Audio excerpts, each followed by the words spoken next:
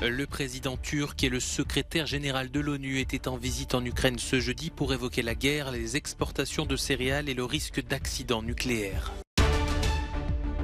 Le bilan des incendies s'alourdit en Algérie. Au moins 38 personnes sont mortes, plus de 200 sont blessées. Les feux sont toujours en cours. Orages et tempêtes dévastateurs ces dernières heures en Europe. Plusieurs morts sont à déplorer en Corse, mais aussi en Autriche et en Italie. Le président ukrainien, son homologue turc et le secrétaire général de l'ONU étaient à Lviv ce jeudi pour évoquer la guerre et ses conséquences. Recep Tayyip Erdogan, qui entretient des liens avec les deux belligérants, a transmis un message de la part de la Russie qui serait prête à négocier la paix. Refus catégorique de Volodymyr Zelensky. Je suis très surpris qu'il soit prêt pour une sorte de paix, explique le président ukrainien. Des gens qui tuent, violent, frappent nos villes civiles avec des missiles de croisière chaque jour ne peuvent pas vouloir la paix. Ils devraient d'abord quitter notre territoire, ensuite on verra. Autre sujet capital, celui des céréales. Le secrétaire général des Nations Unies souhaite accélérer les expéditions humanitaires de graines ukrainiennes. Les marchés de l'alimentation mondiale commencent à se stabiliser, mais ne nous faisons pas d'illusions, indique le secrétaire général de l'ONU. Il y a un long chemin à parcourir avant qu'il y ait des effets sur la vie quotidienne des gens dans leur boulangerie locale. Les chaînes d'approvisionnement sont encore perturbées et les prix de l'énergie et du transport restent beaucoup trop élevés. Au cœur des préoccupations également, la centrale nucléaire de Zaporijjia visée par des tirs. Moscou et Kiev s'accusent mutuellement de mener ces bombardements. Nous ne voulons pas vivre un autre Tchernobyl, alerte le président Erdogan. La Turquie exerce son influence afin de mettre fin au conflit par une solution diplomatique, comme elle s'est tenue, et continuera en même temps de se tenir aux côtés de nos amis ukrainiens. La Turquie, un allié de l'Ukraine qui entretient pourtant des liens étroits avec Moscou. Ankara a tenté de garder une position équilibrée dans ce conflit en ne suivant pas les Occidentaux dans les sanctions infligées à la Russie, tout en fournissant des armes à l'Ukraine. Ce jeudi, Kiev et Ankara ont signé un accord sur la reconstruction des infrastructures dévastées par les bombardements russes.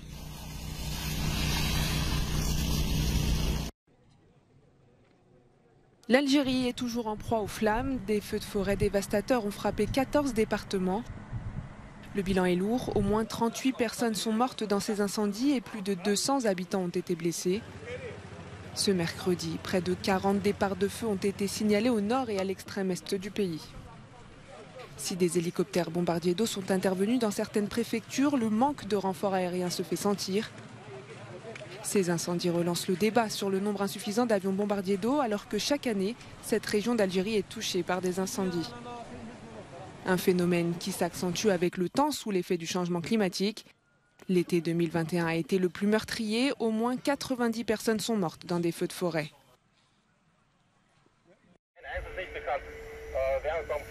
Vagues de chaleur, incendies et désormais orages et tempêtes. Les phénomènes météorologiques extrêmes se succèdent en Europe.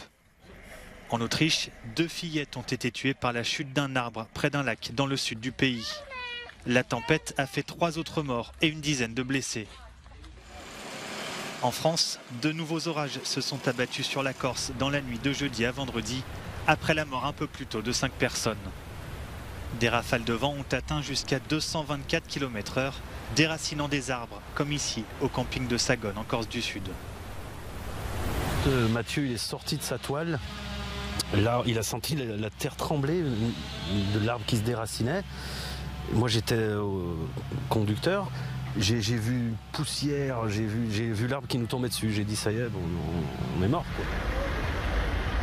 En Italie, une tempête a fait 2 morts et une cinquantaine de blessés en Toscane, dans le centre du pays, où des toitures ont été endommagées et des arbres déracinés. Des vents violents ont également balayé Venise et ses alentours. Les 2 régions ont déclaré l'état d'urgence. L'Union européenne joue les médiateurs alors que la tension est montée d'un cran récemment entre Belgrade et Pristina. En cause des nouvelles règles édictées par le Kosovo qui imposent aux Serbes vivant sur ce territoire d'adopter des plaques d'immatriculation kosovares. Les citoyens de Serbie, eux, devront se munir d'un permis de séjour temporaire pour entrer au Kosovo, des mesures qui ne passent pas pour les Serbes qui ne reconnaissent pas l'autorité du Kosovo. Cela se produit au moment même où nous sommes dans une période critique pour l'Europe, explique Josep Borrell. Nous voyons le retour de la guerre sur notre continent.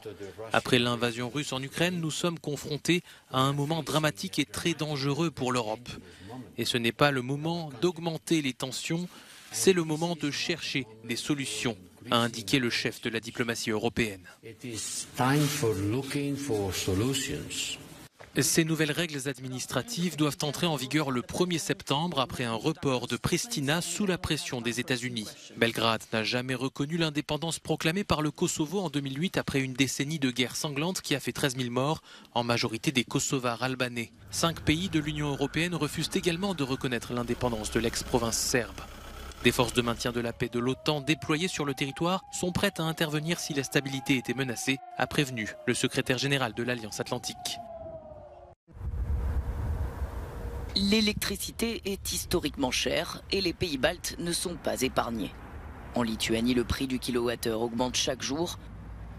Alors face à cette envolée des coûts, certains magasins tentent de s'adapter. Dans ce supermarché, les lumières sont éteintes pendant 1 heure.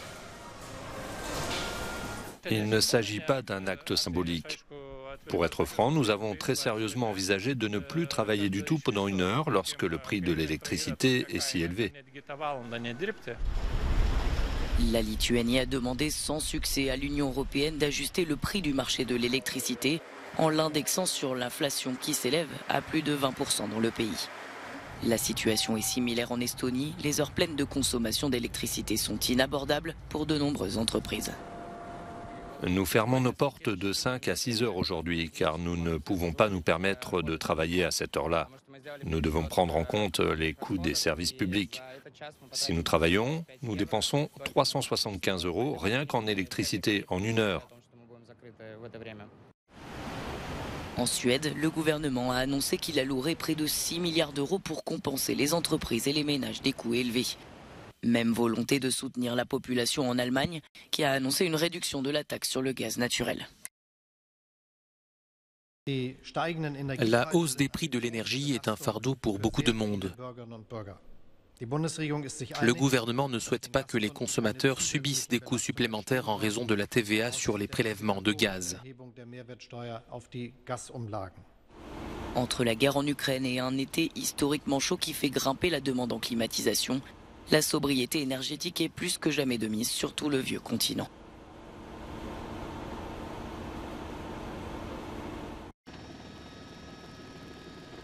Les mouvements de protestation se multiplient et s'amplifient au Royaume-Uni, à tel point que le pays fait face à ses pires grèves depuis plus de 30 ans. Cheminots, postiers, dockers, ils appellent à la mobilisation pour une hausse des salaires face à l'inflation galopante. Elle a atteint 10,1% en juillet sur 1 an et pourrait dépasser les 13% en octobre selon les prévisions de la Banque d'Angleterre. Les mouvements pourraient durer au-delà de l'été et s'étendre aux fonctionnaires de l'enseignement ou encore au secteur de la santé.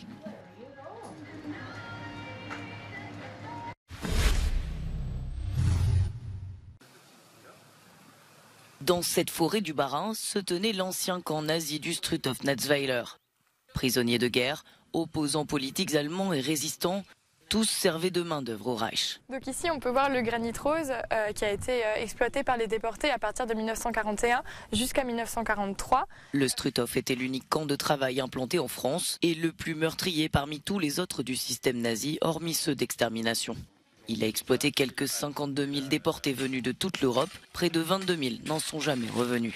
La plupart sont morts de fatigue, de traitements inhumains ou de faim. D'autres ont été victimes d'expérimentation. Ces archéologues découvrent les détails de l'histoire de ce camp au fil de leurs fouilles. Les anciens déportés parlent très peu du travail qu'ils ont fait ici, de l'organisation de ce travail. Et donc c'est vrai qu'on est très démunis pour parler de cet endroit. On a peu d'éléments d'archives. On a juste maintenant, et grâce effectivement à ces travaux d'archéologie, des suppositions sur l'organisation, sur la façon de travailler. À terme, ils souhaitent installer un parcours de visite pour faire connaître au public le quotidien des déportés, mais aussi leurs activités pendant leur période de captivité.